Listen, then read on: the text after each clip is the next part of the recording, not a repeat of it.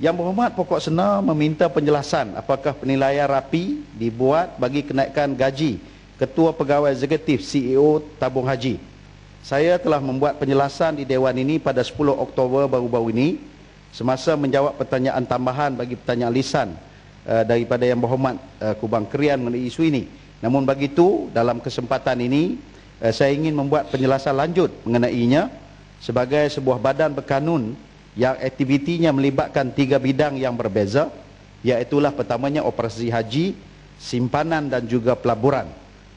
Tabung haji semestinya memerlukan pucuk pimpinan yang berkelibar dan berpengalaman untuk menerjui ketiga-tiga bidang ini dengan sebaik-baiknya.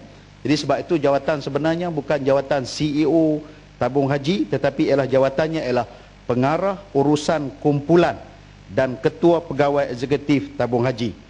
Dan kalau dapat saya perjelaskan sedikit lagi untuk dapat mudah kita fahami bahawa pihak Tabung Haji ataupun pengarah urusan kumpulan dan juga ketua pegawai eksekutif ini, dia menguruskan 84 syarikat-syarikat yang di bawah Tabung Haji, iaitulah sektor-sektor yang besar, di mana kalau dapat saya sebutkan bahawa sektor-sektor itu ialah sektor peladangan ada 31 syarikat, sektor minyak dan gas kita ada 18 syarikat, harta dan juga tanah dan juga pembangunan iaitulah 11 syarikat dimiliki Tabung Haji. IT iaitu teknologi maklumat dan sebagainya, syarikat IT kita miliki 13 syarikat, usaha sama kita miliki 4 syarikat, dan perbadan di luar negara iaitulah sebanyak 70 yang membawa jumlah 84 syarikat.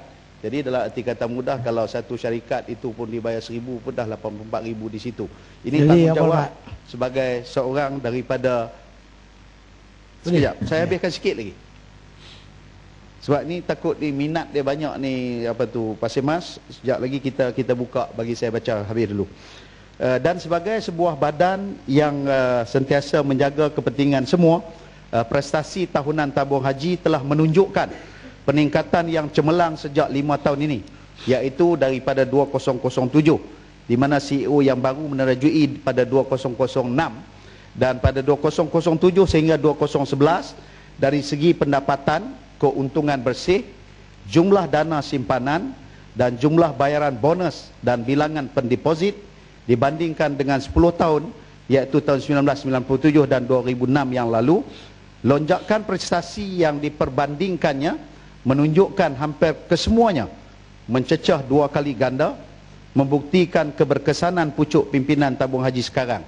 Ini dapat dilihat seperti mana berikut, iaitulah pendapatan meningkat daripada 2.8 bilion 2007 kepada 5.5 bilion 2011, iaitulah hampir 2 kali ganda. Keuntungan bersih melebihi 1.0 bilion 5 tahun berturut-turut. Maknanya kita menganggap bahawa Tabung Haji telah mencapai keuntungan 1 billion company sejak daripada 2007 sehinggalah sampai sekarang. Dan kita rasa bangga, inilah merupakan satu institusi bagi umat Islam dalam pelaburan dan juga penyimpanan mereka, termasuk menunaikan ibadat haji. Seterusnya yang ketiga, dana pendeposit telah meningkat daripada 14.7 bilion kepada 31.7 bilion, lebih daripada 2 kali ganda. Dan bilangan pendeposit meningkat sebanyak 57% pada tahun 2007 sehinggalah 2011. Dan seterusnya, bayaran bonus pendeposit meningkat kepada 1.7 bilion berbanding 634,000 pada tahun 2006. Kadar bonus melebihi kadar pulangan simpanan di institusi keuangan.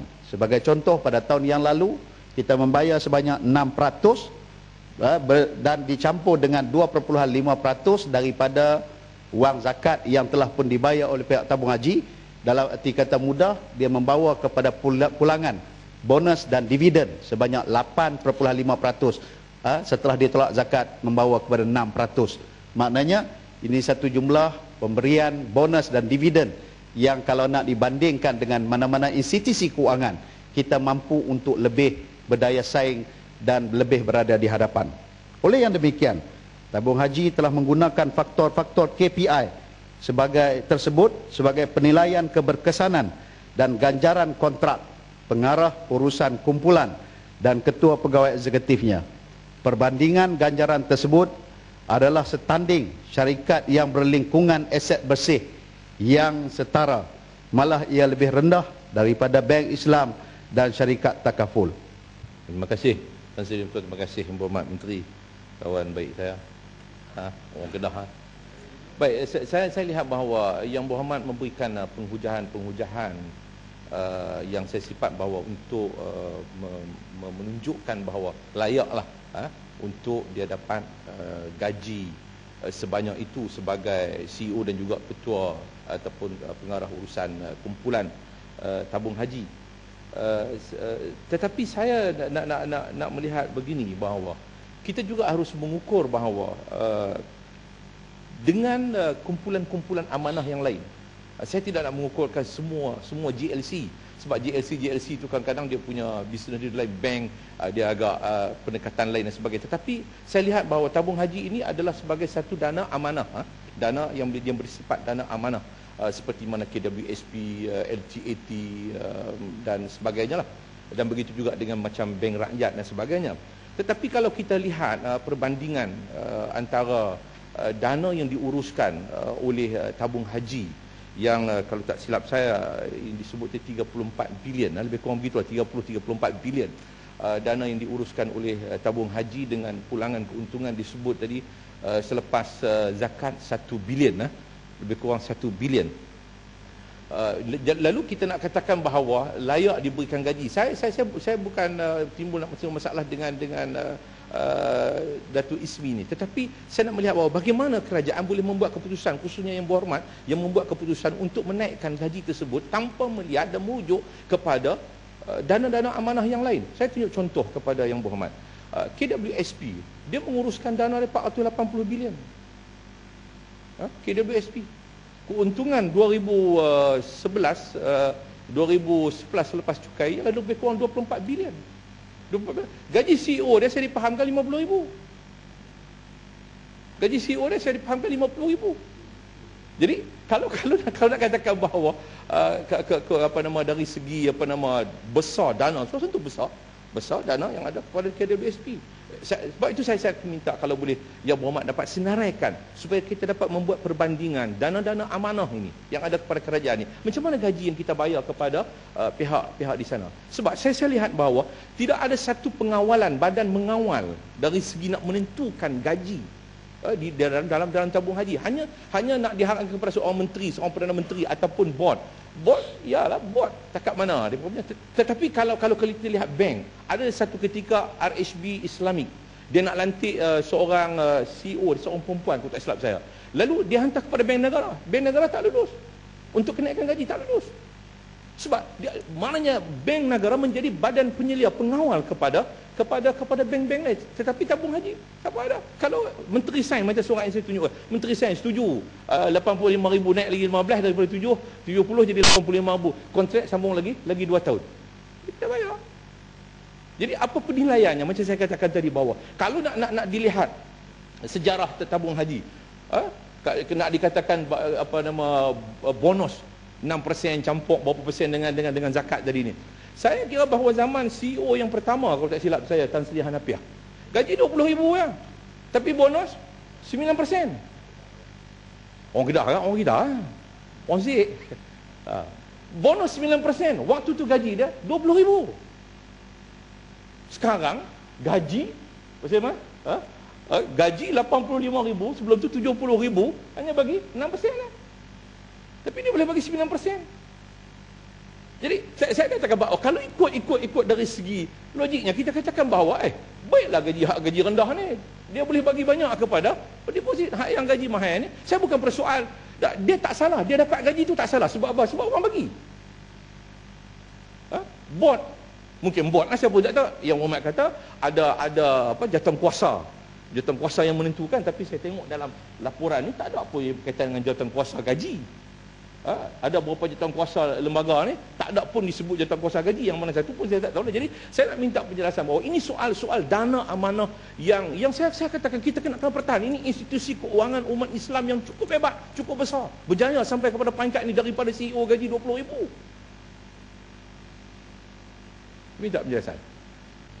Terima kasih kepada Yang Berhormat Pokok Senar dulu. Yang Tan Sri Yang di-Pertua, saya ingin menjelaskan bahawa mungkin sebagaimana yang saya katakan tadi, Yang Berhormat Pokok Senar mendapat maklumat tentang gaji yang telah diberikan.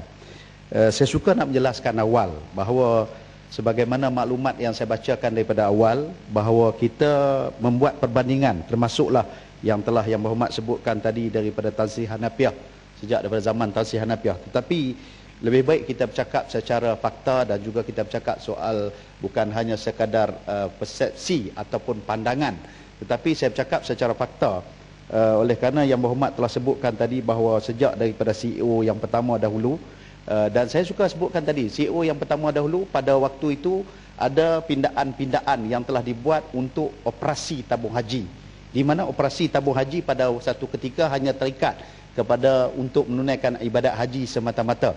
Ini asas awal penubuhan. Tapi apabila ianya bermula berkembang, melibatkan diri termasuk dalam pelaburan, plantation, pelumbungan hartanah, oil and gas sebagainya, maka dia telah berlaku peningkatan. Dan secara unjuran, saya sebutkan pertumbuhan keuntungan dan gaji pada waktu tersebut, dan dibahagikan. Lalu kita mendapat gaji dan keuntungan tahun akhir, di mana pada tahun 1/1/1988 dia berakhir pada pelantikan pertama CEO 31/12 tahun 1990, iaitulah gaji asas pada masa tersebut 49,000, dan kalau dibahagikan gaji dan keuntungan akhir tahun, ianya ialah menyentuh kepada 0.09%.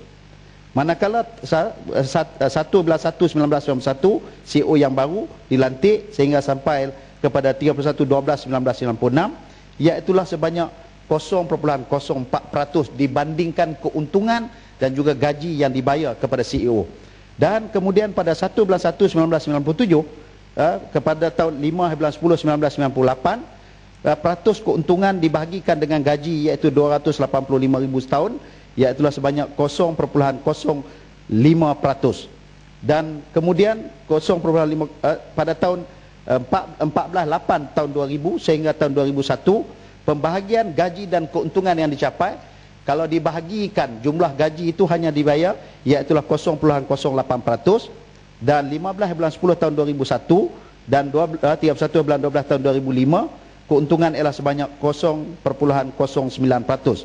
Manakala pokok yang menjadi perbincangan dan juga persoalan Yang Berhormat pada petang ini iaitulah pada 1/1 tahun 2006 sehinggalah tarikh sekarang kepada CEO yang ada sekarang, iaitulah 0.05% dibandingkan dengan keuntungan yang dijangkau dan gaji yang telah diberikan. Dalam arti kata, dalam tempoh yang lain itu, dia adalah merupakan gaji yang terendah dibandingkan dengan pembahagian keuntungan yang dicapai dan pemberian gaji yang diberikan kepada CEO.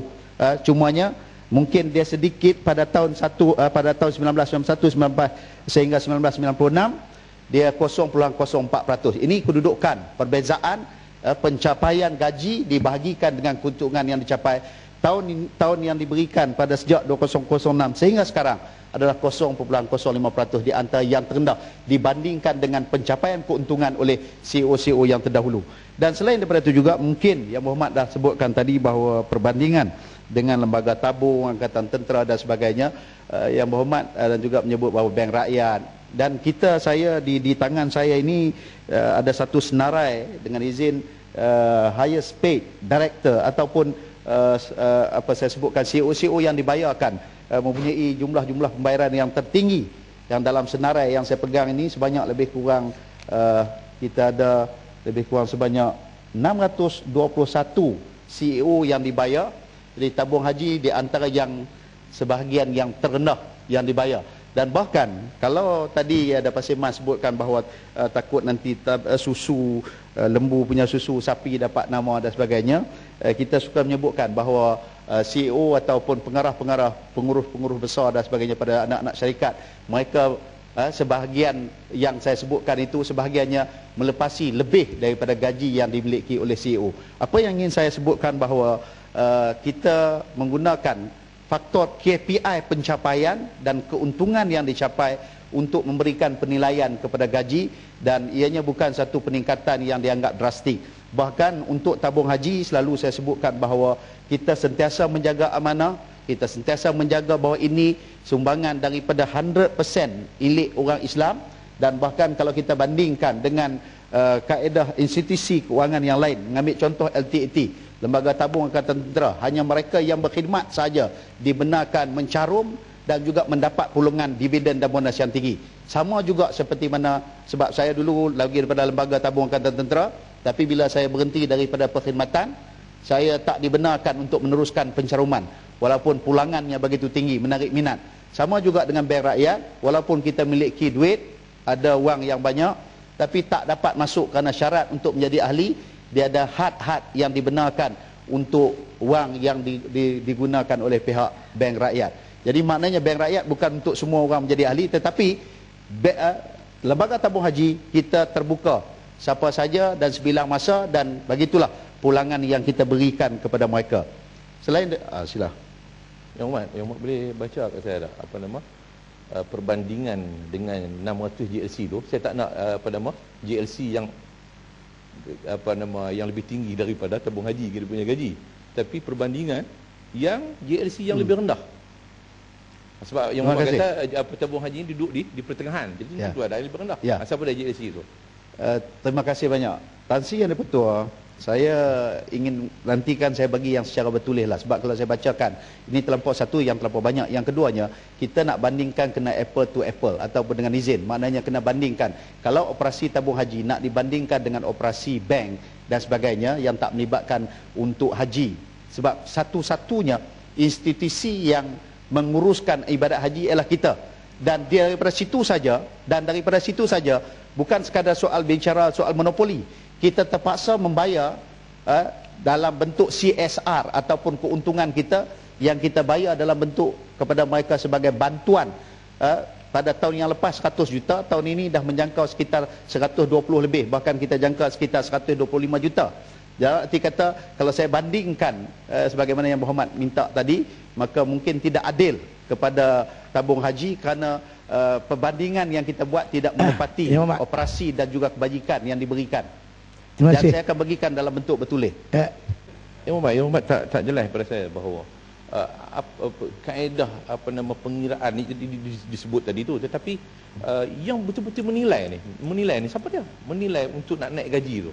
Sebab saya kata tadi, yang Muhammad jawab kepada Kubang Kalian hari itu, kata ada satu jawatankuasa. Saya tak nampak pun jawatankuasa dalam board ni ada satu jawatankuasa kenaikan gaji. Jadi siapa yang menilai? Jadi sebab bagi saya bahawa kalau ada badan penilai yang betul-betul kita katakan bahawa berintegriti, profesional dan sebagainya, saya percaya bahawa apa yang disebut oleh Pasir Mas tu boleh diambil, sebab takkan kita nak naik begitu, sebab dia akan beri kesan kepada EPF yang dicarum oleh majikan. Kalau kita lihat EPF yang dicarumkan oleh majikan dah berapa banyak dah. Setahun dia dapat sampai beratus ribu EPF. Dengan kenaikan, kalau kita lihat gaji yang diberikan kepada seseorang pegawai, khususnya seperti mana CEO. Jadi sebab itu saya minta kepada yang berhormat untuk melihat dan memberikan penjelasan tentang persoalan siapa yang membuat penentuan dan pengiraan bagi nak dapatkan satu kenaikan yang betul-betul tepat. Tazir, betul. Terima kasih kepada Pasir Mas dan juga Pokok Senang. Saya menjelaskan panjang tadi tentang perkiraan yang diambil kira untuk kenaikan dan mengambil kira keuntungan yang dicapai pada setiap saban tahun. Dan mereka ini sebenarnya bukan sekadar dinilai yang sedemikian. Saya sebutkan bahawa dia dinilai berdasarkan kepakaran dia dan juga pasaran semasa. Saya terus terang katakan bahawa ada beberapa tawaran-tawaran yang diberikan oleh pihak-pihak luar untuk mengambil pihak CEO dan sebagainya. Tapi bukan itu persoalan kerana orang tawar kalau kita pun berebut dan sebagainya, bukan persoalan itu. Tetapi persoalannya ialah berdasarkan kepada pulangan dan keuntungan, dan ianya dicadangkan oleh pihak pengurusi tabung haji, sebab menteri bukan pengurusi tabung haji, dicadangkan. Dan kita menilai daripada semua logik yang telah dibawa berdasarkan fakta keuntungan dan juga fakta operasi, bahkan kita juga mengambil kira bahawa dalam konteks untuk memberikan penggajian ini ialah begitu juga kaedah Islam mengajar kepada kita Al-Qawiyul Amin. Al-Qawiyul Amin adalah merupakan orang yang mempunyai kemampuan. Kalau dalam konteks Nabi Musa yang dibagikan gaji untuk mengembala kambing dan juga mengangkat air untuk diberi minum unta-unta dan juga kambing-kambing, dan akhirnya dia berkahwin di situ. Tetapi maksud qawi dalam konteks itu qawi dalam bentuk yang tenaga, tetapi dalam bentuk ini qawi kemampuan untuk pengurusan. Yang saya sebutkan, bayangkan kita ada 84 anak syarikat yang dikawal, diselia oleh pihak CEO, dan daripada 84 itu kita mampu mencapai keuntungan saban tahun menjangkau sehingga sampai 1.6 bilion pada tahun yang lalu. Jadi adalah merupakan sesuatu yang dilihat secara logik keuntungan dan juga penilaian dan cadangan yang dibuat oleh pihak pengurusi tabung haji, dan kemudian menteri dibawa untuk membuat penilaian dan kita pulangkan balik untuk kepada lembaga untuk tujuan pemakluman. Ini kedudukan dia. Sebelum daripada tu yang bermakna tak, saya nak jelaskan sikit yang pihak, kalau mengenai dengan gaji sudahlah. I think it's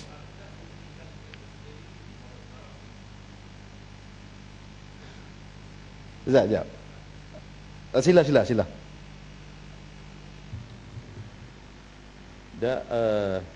Saya katakan bahawa memang seorang itu berhak dapat gaji, tetapi tak apa mekanisme, takkan pengurusi seorang pengurusi hantar cadangan kepada menteri kemudian balik untuk dimaklumkan kepada bot, sedangkan yang Muhammad kata macam ada 1 jutawan kuasa. Saya kata sedangkan tak ada 1 jutawan kuasa yang saya tengok. Jadi maknanya tak ada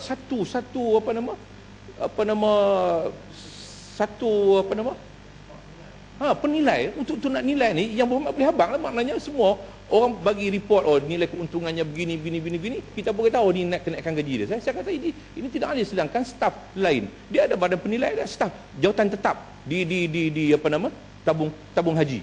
Dia ada dia punya staf tetap, sebab staf yang seperti CEO, CFO dan sebagainya mereka dikontrak. Takkan kontraknya hanya pengurusi dengan menteri atau pembuat yang tentu, kan mesti ada dia punya garis. Sebab saya katakan umpama macam bonus untuk staf tetap ni, dia kena dapat kelulusan daripada Kementerian Keuangan. Kementerian Keuangan hanya bagi dalam sekitar 3% kalau tidak silap saya, catatan yang ada kepada saya ni, 3% bonus, 3 bulan, 3 bulan satu bonus gaji dan 1 bulan bonus khas, 4 bulan. Tapi kalau untuk ni siapa bagi? Siapa yang tentu bonus? Betul yang Muhammad katakan bahawa ikut peraturan sebagainya, tapi siapa yang tentu kadar dia? Nak berapa bulan? Ini kalau saya tengok, kalau dari segi bonus yang diberikan kepada CEO 700,000, waktu dia gaji 70,000, bermakna 10 bulan. 10 bulan bonus, sedangkan orang lain dapat dalam sekitar 3 bulan.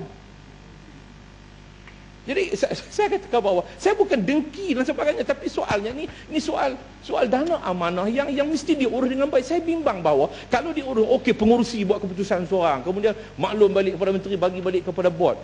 Jadi apa?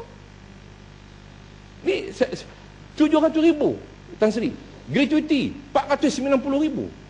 Ya, menteri dah faham lah itu yang bermakna. Saya katakan, takkan kita nak bagi keuntungan yang begitu lumayan dengan dah gaji, kemudian dapat segala kemudahan, allowance kenderaan resmi 8,000, allowance pemandu peribadi 4,000. KWSP majikan tabung haji kena tampung kepada CEO 1 tahun 243,600. Ya. Bila kita bagi gaji tinggi, jadi dia kena naiklah dia punya 12%. Apa maksudnya? 12%, dia mesti gaji lagi tinggi, dia punya potong majikan Syarman. Jadi saya katakan mesti ada dia punya mekanisme dia. Apa ketentuan. Saya tak kisah kalau betul ada mekanisme tertentu, memang sungguh kena dapat sampai 85,000 dan sebagainya. Kepada Yang Berhormat Kuat Senar, Saya cuba menjelaskan panjang lebar tadi. Saya ingatkan Yang Berhormat Pokok Senang dapat faham yang saya maksudkan. Dan dalam lengkungan yang Berhormat kata tadi, kita tak bolehlah nak menghubungkan syarikat-syarikat yang saya kata tadi tidak sama apple to apple untuk kita bandingkan. Tetapi saya sebutkan juga bahawa kita membandingkan berdasarkan kepada pulangan keuntungan yang telah dibawa oleh syarikat berdasarkan kepada kemampuan. Kita akui ya betul, bukan CEO seorang tetapi semua daripada tenaga kerja. Tapi ini lonjakan daripada kemampuan. Dan kalau sekiranya Yang Berhormat bertanyakan kepada itu sekarang, kalau tanyakan di mana dia punya kriteria ataupun mekanisme ataupun kaedah untuk kenaikan, dia berdasarkan kepada yang sedia ada, yang berjalan pada hari ini seperti yang telah saya sebutkan. Tapi mungkin untuk penambahbaikan, mungkin kita akan melihatkan kepada kaedah-kaedah yang lebih mungkin berkesan di masa akan datang untuk kita memperkenalkan kaedah. Sebab apa yang dibuat kaedah sekarang, unjuran keuntungan menjadi satu mekanismenya. Dan saya melihat bahawa hal yang seperti ini dia tidak dibuat secara sewenang ataupun tersembunyi dan sebagainya. Jadi sebab itu saya ingin melihat bahawa nanti mungkin kalau kita memerlukan kepada satu kaedah lain pula untuk CEO, maka kita mengambil kira untuk bahawa kaedah untuk tujuan pembayaran supaya ada peraturan dan akta yang tertentu kalau diperlukan kepada peraturan tersebut. Tapi peraturan yang ada sekarang dia terbuka begitu, maka pematuhan kepada keadaan yang seperti ada, mengambil kira keuntungan yang telah pun dibuat dan mengambil kira pulangan yang kita beri itu rendah dibandingkan dengan zaman yang telah Pokok Senang sebutkan tadi, maka ini kedudukan yang dapat saya perjelaskan kepada kedudukan keuangan dan juga gaji daripada pihak CEO. Ada lagi? Yang Berhormat kata berasal pada unjuran keuntungan. Yang lain pun yang ada mekanisme tu, mereka pun mungkin ada berasaskan kepada unjuran keuntungan, tetapi ada dia punya mekanisme yang jelas, yang ada satu komiti yang akan dipertimbangkan dan sebagainya. Tapi ini macam yang Berhormat kata pengurusi tentukan. Jadi saya katakan tak, itu mekanisme. Ha? Itulah dibagi mekanisme. Takkan mekanisme tabung haji lemah lah bagi saya kan. Mekanisme tabung haji Sebab sebagai tabung yang menguruskan dana 34 bilion. Yang Berhormat, hanya seorang. Menteri sudah mengakui bahawa kalau untuk penambahbaikan mungkin akan itu yang kita cadang bahawa perlu ada kepada penambahbaikan. Sebab saya nak sebut bahawa ini sampai kadang-kadang sampai kita katakan bahawa boleh klaim, lembaga pengarah boleh klaim, maknanya bukan boleh klaim ni penghargaan tahunan atas prestasi keuangan bagi kepada lembaga pengarah. Saya ingat lembaga pengarah apa dia punya sumbangan besar mana? Boleh pergi luar negeri, pergi London apa semua ni. Elan tetap bulanan pun dah dapat dah 2,500. Terima kasih kepada Yang Berhormat. Ini apa lembaga pengarah? Klaim anak beranak pergi ke London. Saya kata bahawa mestilah ada sesuatu yang seriuslah ini soal Yang Berhormat, saya suka nak menjelaskan